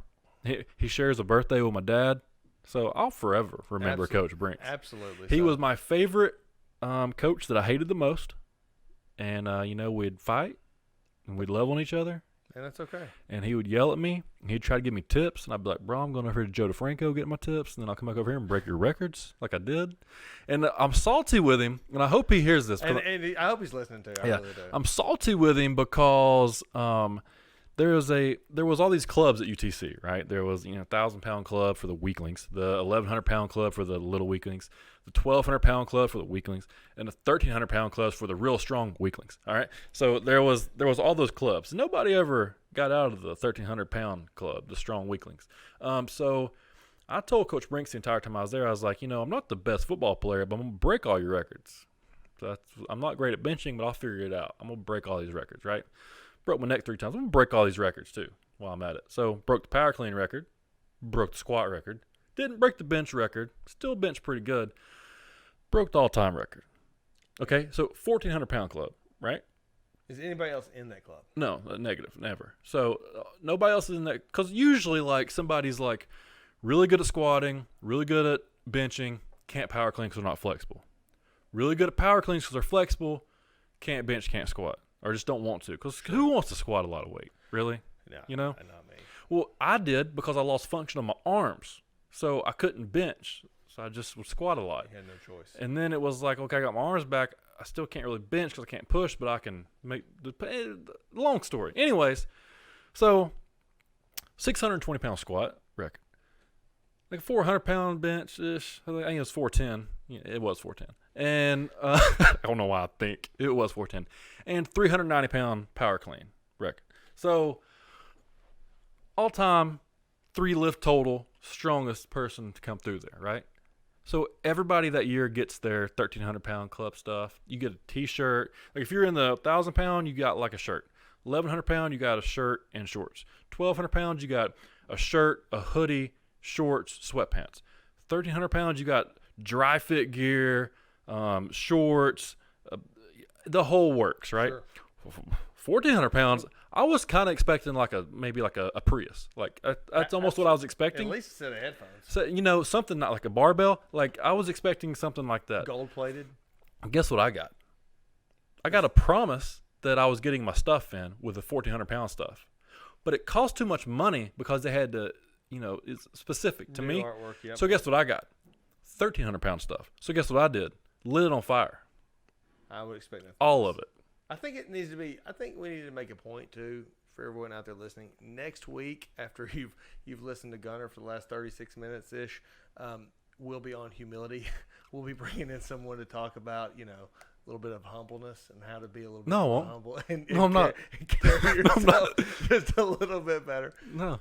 I love it. Listen, I get passionate over a few things, and Josh likes to give me a hard time because he's like, "Oh, everybody knows this." I'm like, "Listen, dude, I don't talk about it that much, but when I say it, you're gonna remember it because I'm gonna say it with passion, and I'm gonna mean it, and I'm gonna mean it, and I'm gonna give it the hard look into the camera. Hard look into the camera and be like, "Listen, bro, 1,400-pound club. I don't want that 1,300-pound shit. Scott, I don't need that. Make something happen, okay?" Yeah. But I'm over it now. I always said I was going to create my own stuff. You're not over it. I'm not over it. It's been 10 You're years. not over it. Or not 10 years. It's been 6 years. No, Yeah. 8 years. So whatever. I'm not good. I failed a bunch of math classes. Okay. East Ridge. Coach James, was he your teacher? He was history, and for somehow from sixth grade. Kaufman was math though, for real. Yeah. So from 6th grade to my senior year of high school, I had 2 gym classes a day. Don't know how I did it. I was an aide for one gym class, and I had gym class.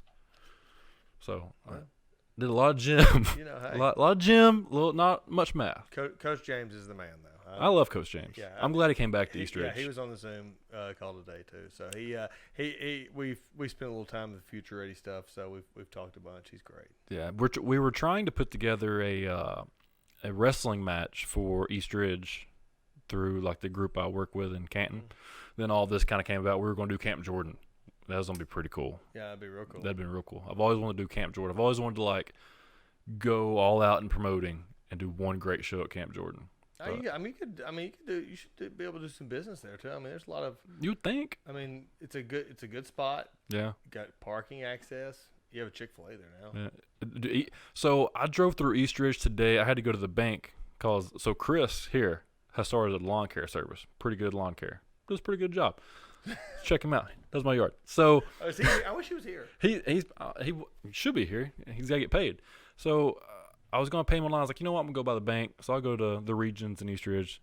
So I got off the exit over here, like the first exit 1, and drove through East Ridge. First of all, almost thought I was going to die like 20 times. People in East Ridge, you need to relax. Y'all need to stop driving crazy, okay? You're wearing masks and driving. First of all, that's the biggest mistake I've ever seen in my entire life. If you're going to wear a mask at a supermarket. Don't wear a mask when you're driving, okay? Especially if you're the only person in the car. That frustrates me, all right? I don't want to go on a tangent, but that kind of frustrates me.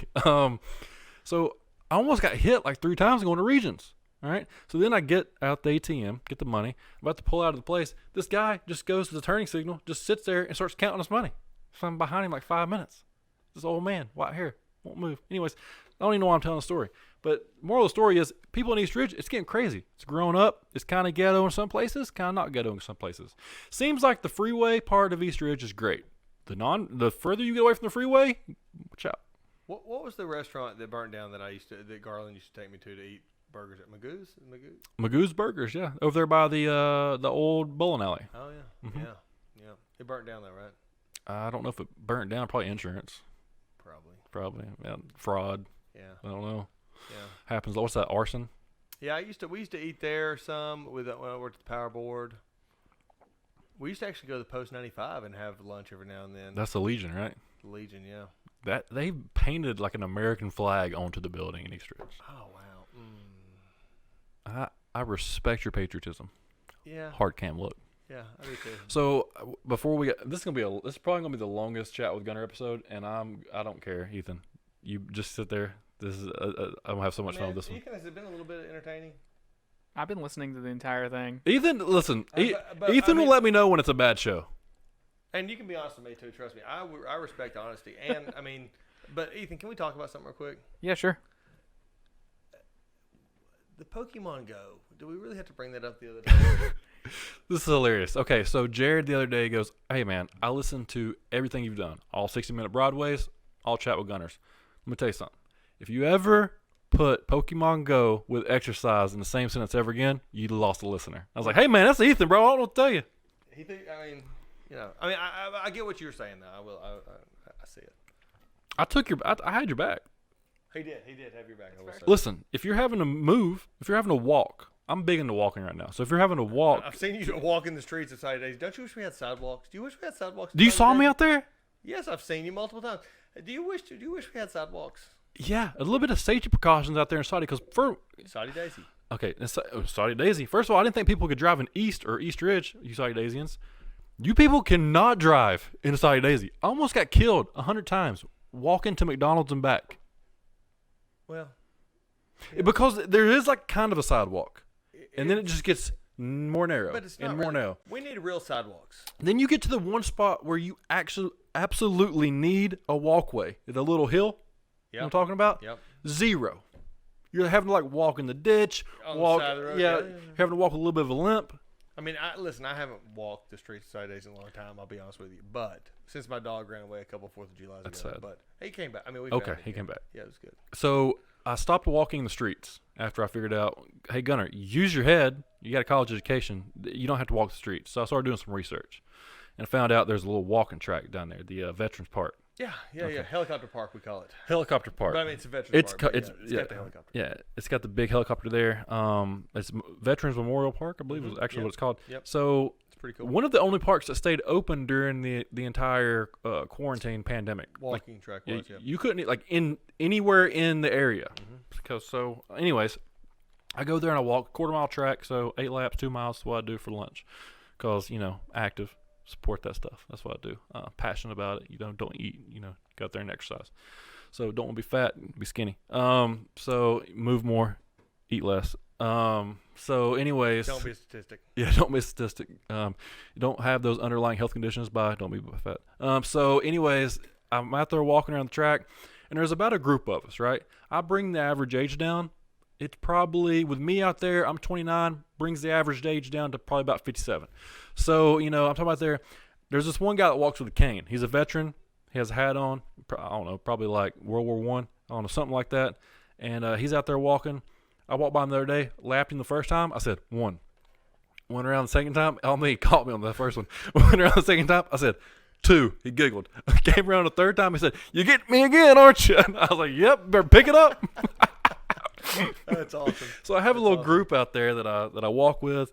Now, some of the older ladies wax me. Like they're moving. Straight-legged walking, straight arm moving, like they're moving. Yeah. No headphones or nothing. I'm listening to Joe Rogan, having a good time. Anyways, so if you want to offset the walk and eat some bad calories, though, home folks, it's just. I've right heard. There. Listen to fried chicken, bro. I've heard. Listen, it's on point. And honestly, to me, in the last 5 years or so, they've really picked up their game. Like, it's like the home cooked vegetables. Like, it's so good. Like, you can put some calories in. Well, I'm switching I like to talk about diets, obviously. You're switching it up again. I'm switching it up again. I'm doing a alternate day fasting right now. Yep. Which is not really alternate day fasting. It's my variation. So I'm trying to eat 4 days a week, not eat 3 days a week. If that makes sense. Right. Yeah, I like Monday, didn't eat. Haven't had any food today. Might eat tonight, not sure. But I'm trying to go at least 24 hours, 3 days a week. So I'm trying to hold Fridays to where I can eat all day. So I might need to check out. I'm telling you, it's on point. It's worth it. I'll check it out. Yeah. Maybe me and you go. Absolutely. And will Josh have to go?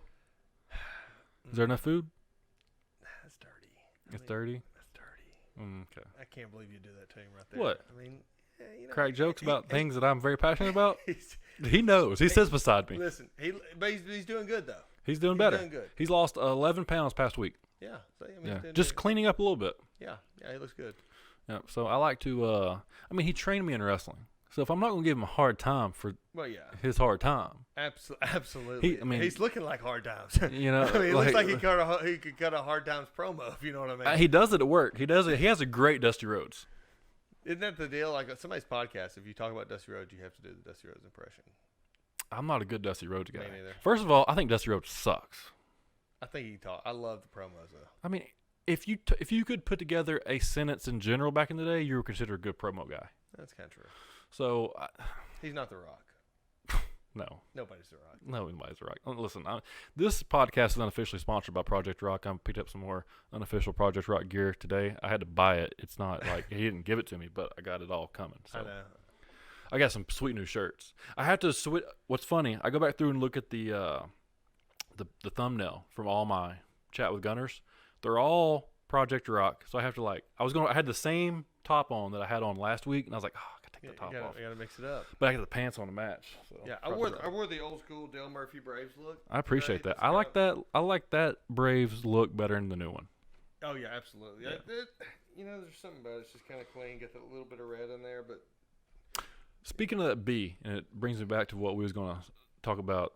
We were going to open the show like this, but I needed to get the actual point across because I'm sure that if you came to this because I'm gonna promote this and advertise this as, hey, if you're with the Hamilton County, you got any kids in Hamilton County or whatever, you probably want to listen to this. Probably be good. The first hour of this, probably good. Maybe the first 30 minutes might have been good. Now we're kind of getting crazy. We got a little bit out. Yeah, we're getting off track now. So if you. My name is Gunner Miller, and if you came here for the Hamilton County aspect of this podcast, you can leave. Yeah, you stuck around a little too long, and now you're with Chat with Gunner. So, Batman. I get obsessive over things, and right now I'm obsessive over Batman. The reason why I'm obsessive over Batman is because Robert Pattinson had an interview with GQ. Robert Pattinson is the new Batman, and according to the Twitterverse, he's considered Battinson. Okay, so Robert Pattinson goes on to the GQ during quarantine, and he says, "I have a Bosu ball, a 10 or 25-pound dumbbell, and my trainer is having to leave because of social distancing, and he gave me this workout. But I'm not going to do it. I'm still eating the meals, so he's still eating, and I'm not going to work out because I don't want to set the precedent that I have to work out in order to play a superhero. I want to be more like a James Dean type guy in the 70s and 80s where we don't really look like we work out. We're just good actors. I don't want to be like, post-2000 superhero, like, Captain America and Thor and all these guys that have gotten into really good shape and put on, Christian Bale, the guys that have put on 30 pounds to play a superhero because, usually a superhero does it. And I'm cool with it.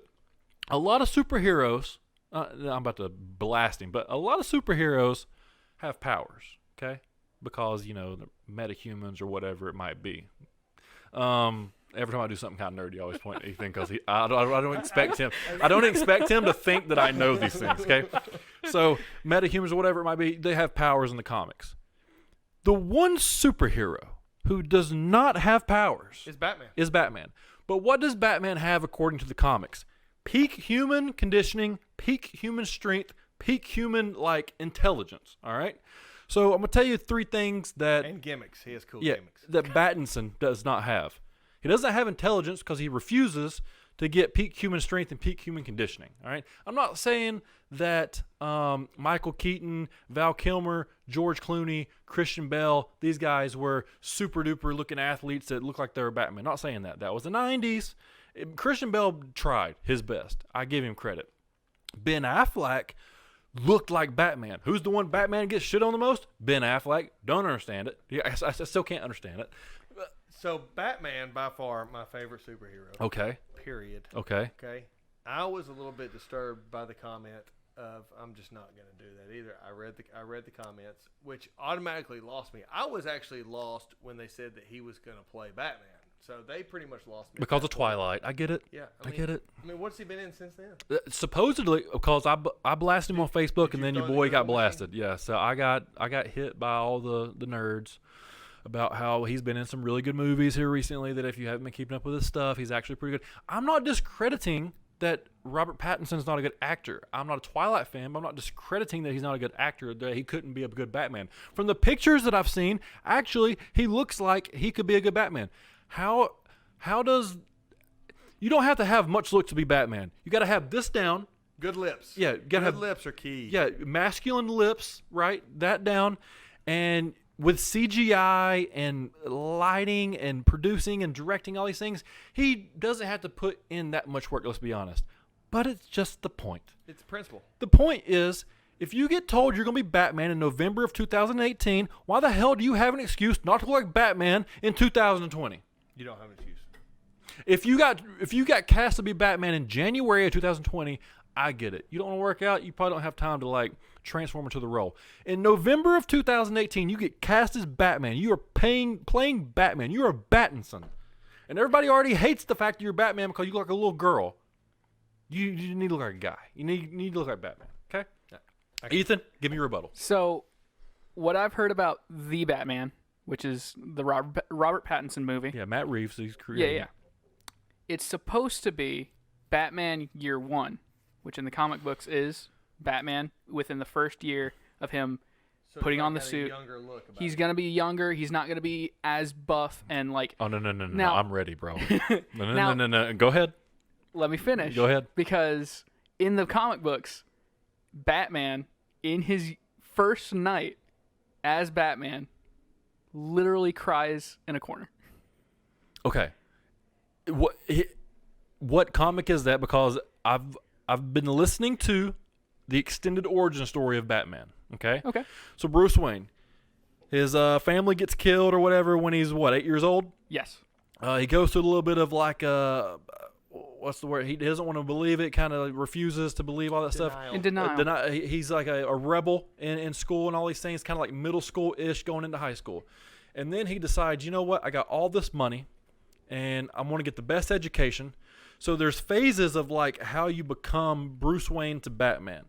And if you start at the age of 14, you would be 35 years old if you focused every second of every day on becoming Batman. It would take you that long, okay? So we can go into this.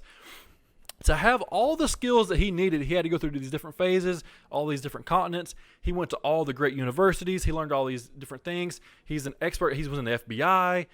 And there's different versions, right? There's the multiverse of the Batmans, right? Yeah. There's all kinds of different Batmans. But the one I'm focusing on is like, I guess, the original Batman. Just Bruce Wayne. So I don't know what age he was when he became Batman. I believe it was like 24, 25, 26-ish in that area. In Batman Year 1, he is 25 when he returns to Gotham. Okay, he's 25 when he returns to Gotham, and that's after he's been in the FBI, after he's done everything. That's when he puts on the Batman suit, correct? Mm-hmm. Okay, so in order to do that, that means he's been through the bodybuilding, he's been through all the martial arts, he's been through all the combat, he's been through all the training, he's been through all of everything. You don't just put the suit on, say, I'm Batman, I'm skinny, and then in 4 years after fighting crime, get jacked. No. You put all the training into getting jacked, then you put the suit on as Batman. And that's the extended origin of Batman.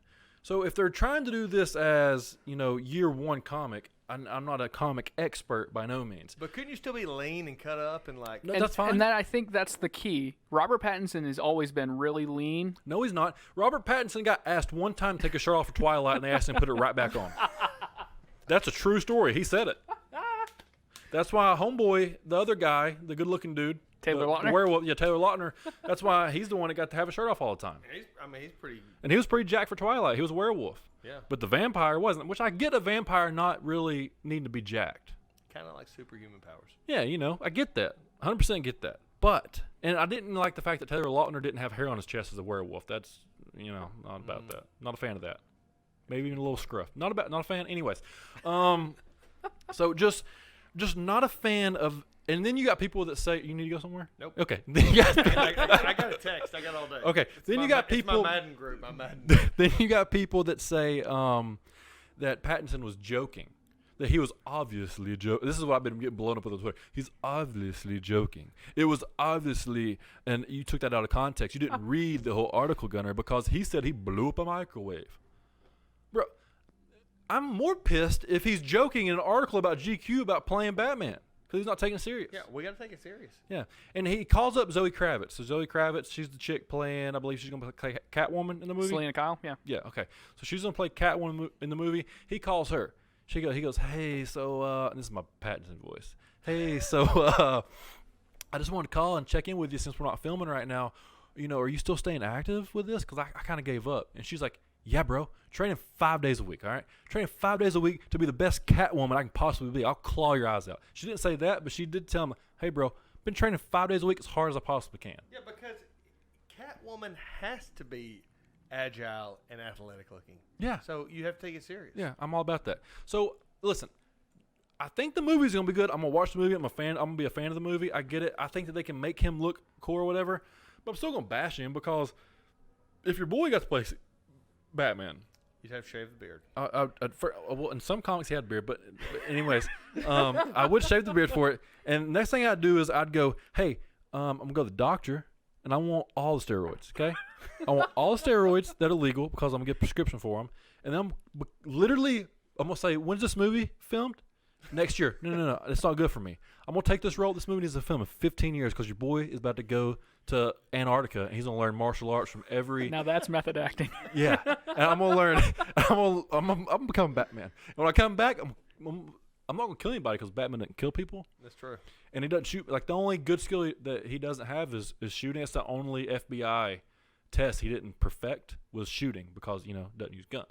But where are you getting all this information at? I mean, did you say you're... I became obsessive. Okay. I became obsessive when the Pattinson thing came out because I had a comment. A bunch of people questioned my comments. I didn't have the ammunition to come back with them. I got upset, so I had to educate myself. Google machine. So I went to YouTube. YouTube is number one machine. Right. I went to YouTube, and I went to all the other comic book gurus that have been breaking down the Batverse or whatever. So it's not like a podcast. You're actually having comic book people Correct. break down the. In the past 2 weeks, I may or may not have listened to potentially 10 to 20 hours of Batman stuff twice. So, like, that's what's in my ear when I'm working out. That's what's in my ear when I'm walking around the track and I'm writing notes about it and, studying it. So then I decided, you know what? I'm going to get a spreadsheet out. And I got a spreadsheet here. No. Yeah, I'm going to pull the spreadsheet out real quick. Do you even work? Yeah, bro. Top salesman coming right now. So, yeah, I'm all day. Josh, pick it up. I'm all day, bro. He's brokering. But he's brokering my freight. He's doing a fantastic job. That is an essential job. I just want to say that. 'Cause there's an ongoing joke right now that it's not, but it is a very essential job. He needs you. Josh does a fantastic job doing what he's supposed to do. Let me get to this real quick. So I got the spreadsheet because I wanted to become optimal. I wanted to become peak human. So now my training is I'm trying to become Batman. My hashtags are becoming Bruce Wayne. Okay, so I got a Batman spreadsheet here, and it's all the Batman movies in order from like right before I was born. So I started with Batman 1989, played by Michael Keaton. I watched that Monday, and then last night I watched Batman Returns, and tonight I'm gonna watch the cartoon Batman Mask of the Phantasm or whatever it is, 93, and then I got Batman Forever. So I got 33 Batman movies to watch here in the next couple months. All right. So I'm obsessed. Have you watched Gotham? Have you seen Gotham? No, It's not that great. No, but I'm gonna check that out. I've watched some of it. The first couple seasons was good, and then it was like repetitive. It was like the same thing. When it gets to the Joker stuff, which should be the best stuff, I heard it just takes a dive. Well, first of all, okay, there's way too many Part of Jokers, it is. way too many Batmans, Yeah. way too many of the same characters at the same time. But also, Zack Snyder, is that the guy Yes. that did? Okay, Zack Snyder had the Justice League. And now there was this big hashtag out, release the director's cut or whatever, Zack Snyder version. And now they're going to release it. So in 2021, we're getting 2 Batmans. We're getting Batfleck again in Justice League. They're doing a 4-hour extended version, a potentially 6-hour extended version of Justice League, which is either going to be a movie or a miniseries in like 4 to 6 episodes, which is going to be fantastic. All new stuff, new ending, everything. And we're also getting Pattinson with the Batman, which is not a origin story, it's a backstory. So, Now, I did find some set photos. no, it looks incredible. The Batmobile looks like a Dodge Challenger in 2000. Oh, yeah. Okay, look, the Batsuit, probably the best Batsuit we've had in a Batman movie. He looks great. It looks fantastic. Yeah, I'm not saying that it's not. I think it. Yeah, I mean, and I get because it's year one, but like I'll be honest with you, I'd love the Michael Keaton. I'm partial to the Michael Keaton. I'm about to talk about it. So I'm gonna start talking about Batman every week on the show. Because the thing about Michael Keaton, the Batman Michael Keaton, I believe it was 89 when it came out. I could be wrong. It was 1989 for sure. Okay, it was. Yeah. All right. So I was 8. Yeah. I mean, that's prime, like Batman. Like I love Batman. Oh, yeah, kind right, of guy yeah, yeah. there.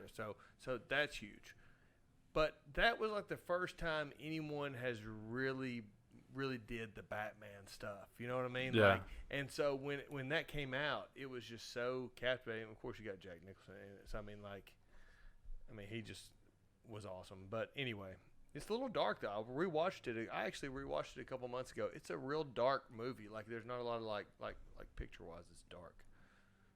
But anyway, I'm a fan of the Michael Keaton Batsuit. I guess because it's the original. It's kind of like, I'm a little partial. So I watched that one on Monday. I thought it was really good. I've seen it several times, but I didn't realize I never watched it all the way through because I was, 1989. I wasn't even born yet. I was going to say, I'm pretty sure you weren't born. I was born in 91. Have I seen that movie? Of course I've seen that movie, but I never really paid attention to it as obsessive as I'm paying attention to things now with everything going on. Right. Okay, so I watched that movie. Great movie. Loved it. Everything about it. It wasn't as dark as Batman Returns. Oh my God. Yeah, no, that's true. Batman Returns, and they're both directed by Tim Burton. Yep. But Batman Returns is an extremely dark sexual innuendo movie.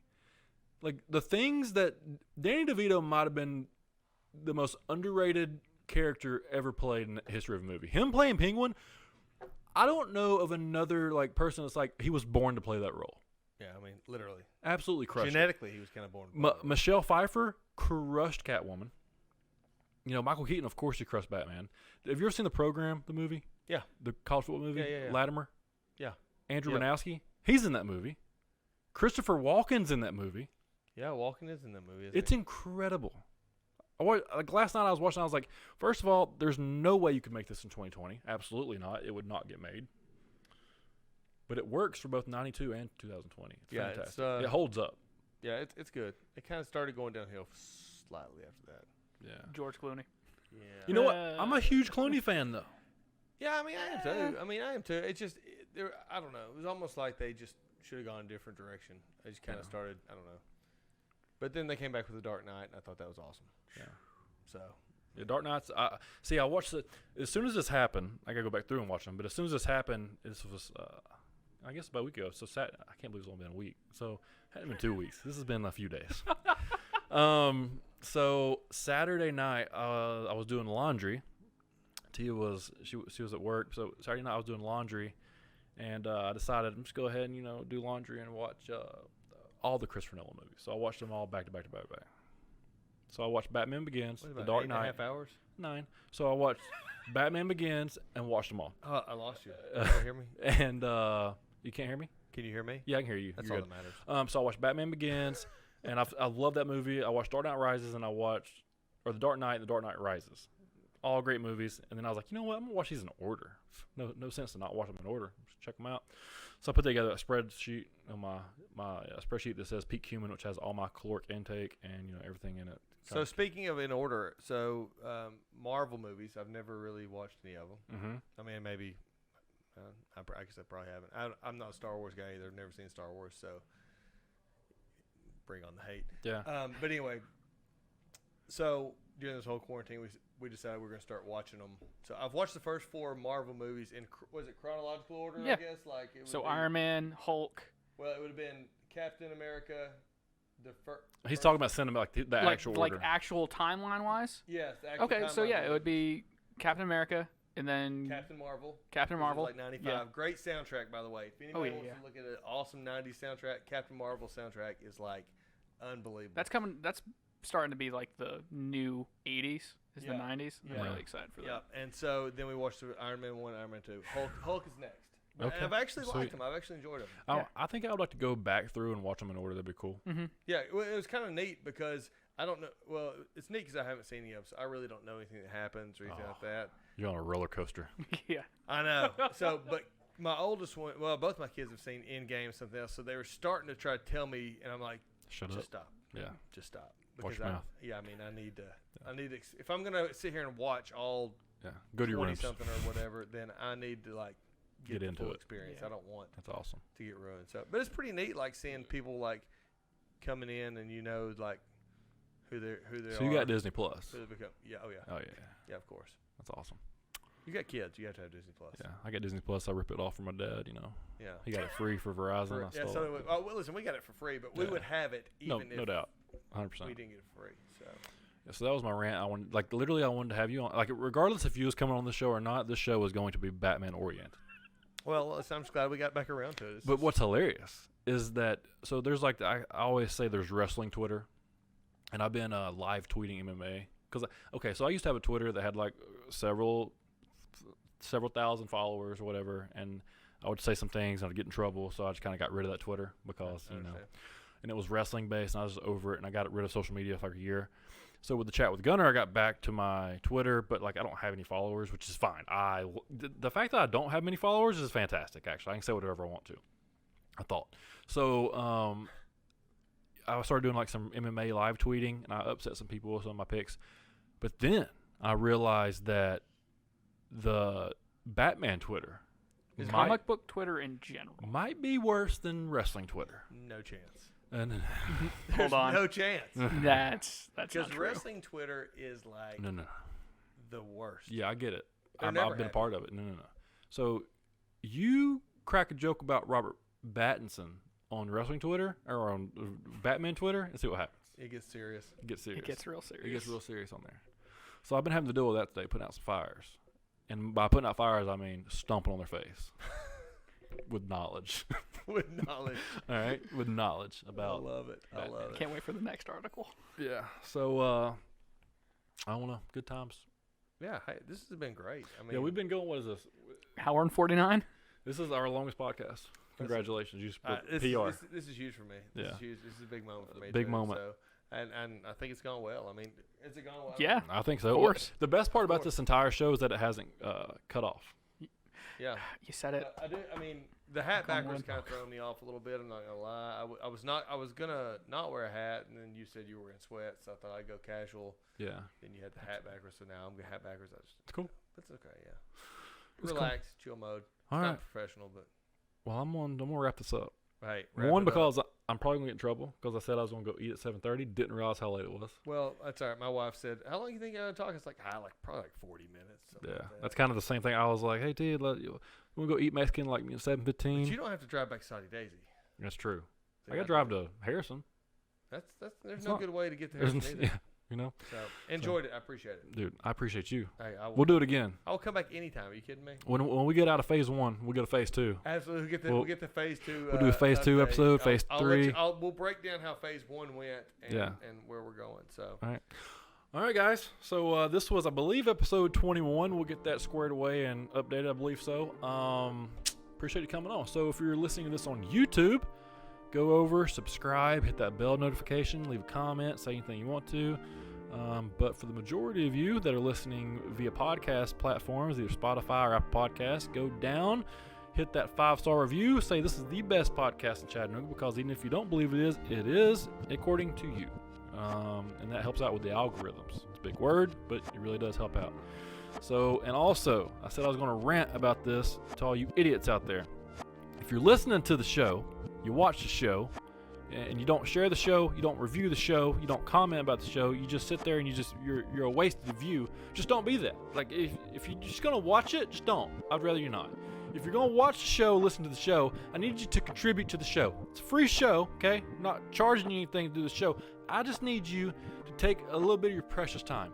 Like, I know I'm asking a lot here, but it takes all of potentially maybe 10 seconds to like, subscribe, share, or do something, beneficial to me in this podcast. If not, go away. All right.